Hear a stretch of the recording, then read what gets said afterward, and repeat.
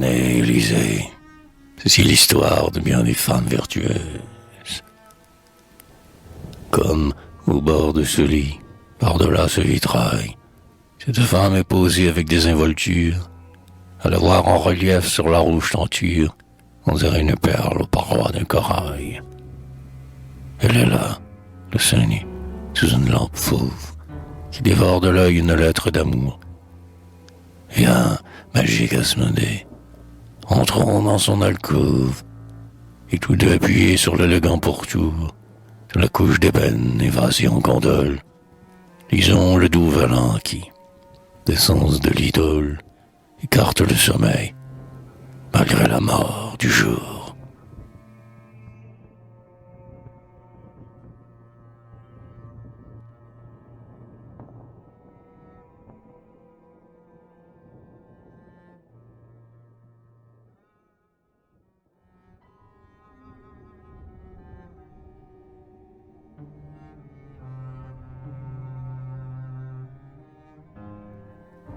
Lettre.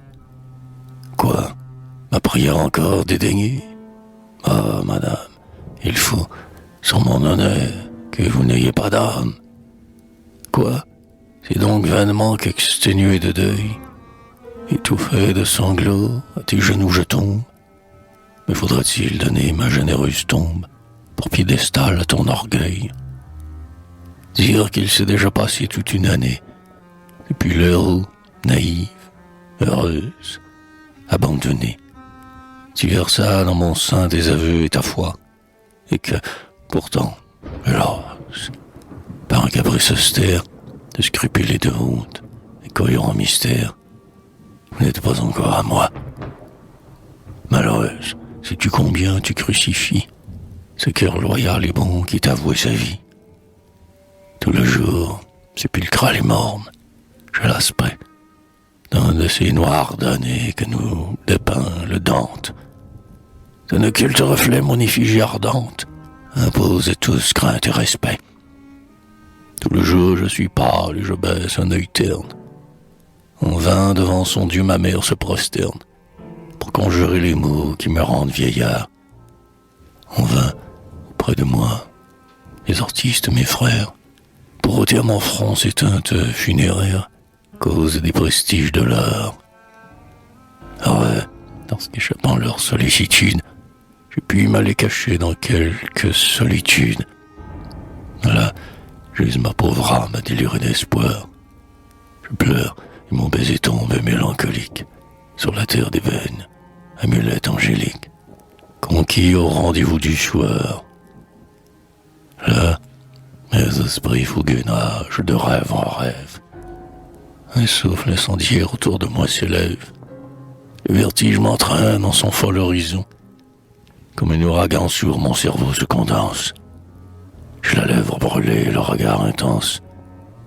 Je sens vaciller ma raison.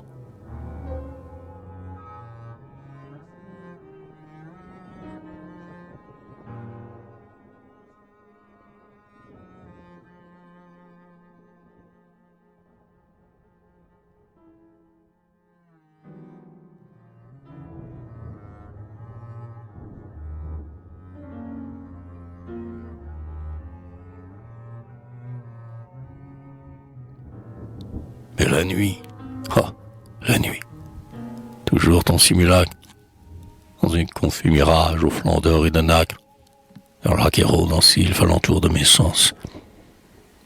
Ce sont mille deltas, ce sont mille facettes, où vivent dans l'azur de tes beautés parfaites, les miracles éblouissants. D'abord la tête où lui cette candeur sublime, qu'on admirait du temps des guerres de Solim. Je les filles de conte au festin de manoir, ta tête si rêveuse et si passionnée, si chaste en ses longueurs, si blanche, couronnée de ses opulents cheveux noirs. Puis, ton sourire d'ange aux célestes féeries, ton sourire où se joue un cœur de rêverie, un instant de pensée d'amour et de bonheur. Au soir, quand l'oiseau suspend sa barcarolle, un groupe d'esprits nains danse dans la corolle d'une vertigineuse fleur.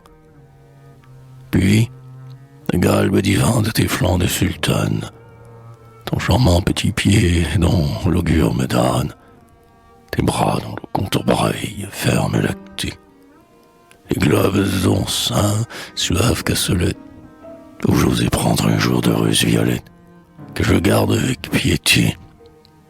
Puis, ta grâce de fée, où l'art et la nature font de leurs éléments une intime mixture, tes airs abandonnés, mille attractions. En un mot, tout ce que ta Vénus t'y ressemble, de frais, d'harmonieux, de pur, tout ton ensemble d'ineffables séductions.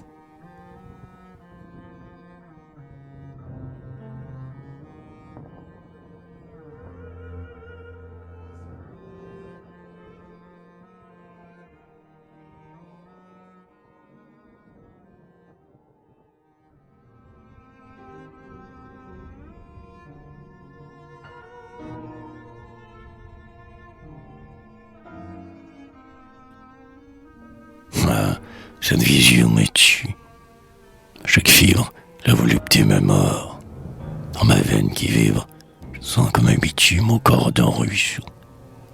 Une robe de feu qui torture et dévore, comme le vêtement du perfide centaure, se colle à ma chair, à mes os. Et je râle, je crie, et vers ton beau fantôme, je tords mes bras chargés d'un électrique arôme. Vois, dis-je, vois mon corps, ce qu'elle chine pour toi. N'avais-tu pas donné un terme à mes supplices? Viens, dans un chaos d'orageuse délices, viens t'anéantir avec moi. Démence, il n'entend pas, le fantôme ironique. Volupté qu'elle lui fait ton étreinte harmonique. Il fuit, mais le désir, gnome au souffle fioreux, reste et toujours ce railleur taciturne sur mon âme et mes sens. Veuve du repos nocturne, distille un filtre sulfureux.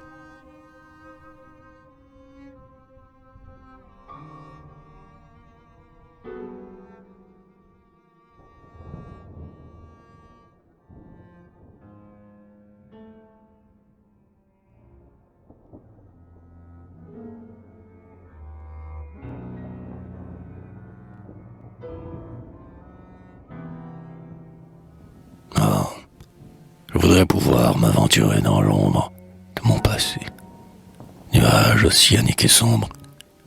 Je voudrais le fouiller afin d'y ressaisir les mois, les jours, les nuits, les heures, les minutes qui m'ont vu déployer mes rages et mes luttes dans la fournaise du désir.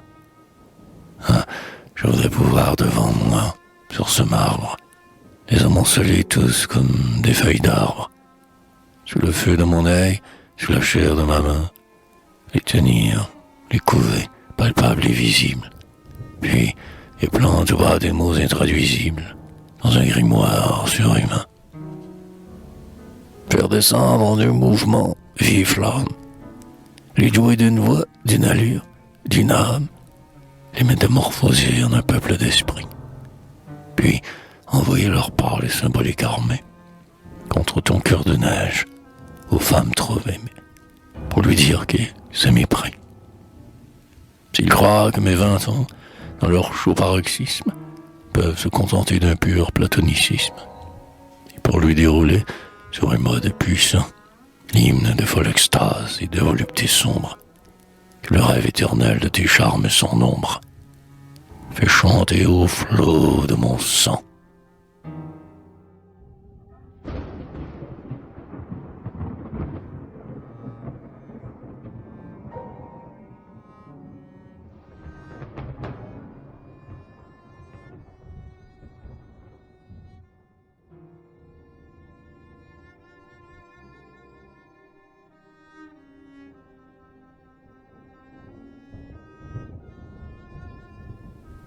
Abîme.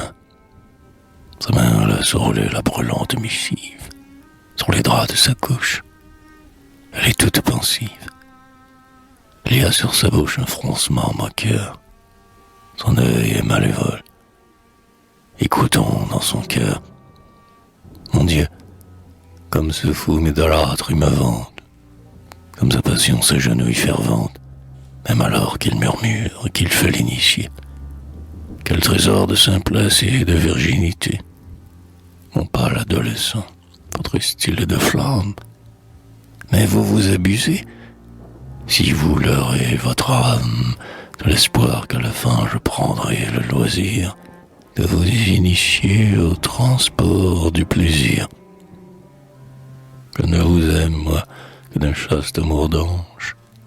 Je ne veux entre nous que le mystique échange. Des illusions d'or comme mon intérieur, nos pensées vont cueillir, loin du siècle rieur. Donc je sois de marbre, car rien n'est vertu, l'impossibilité de mes sens et de statues.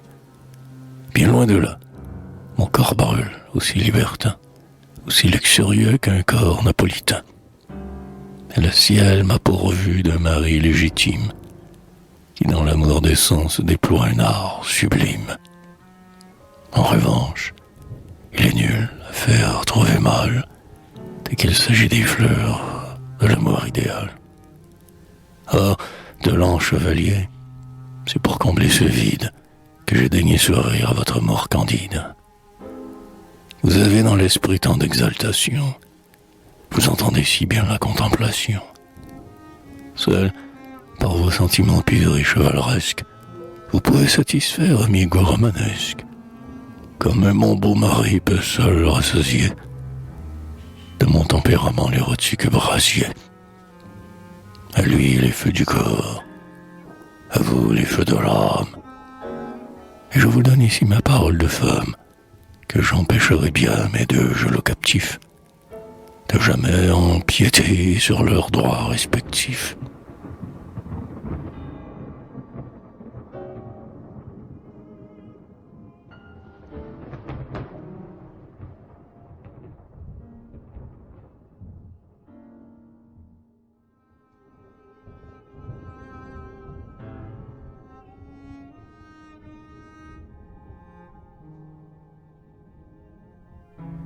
Épilogue.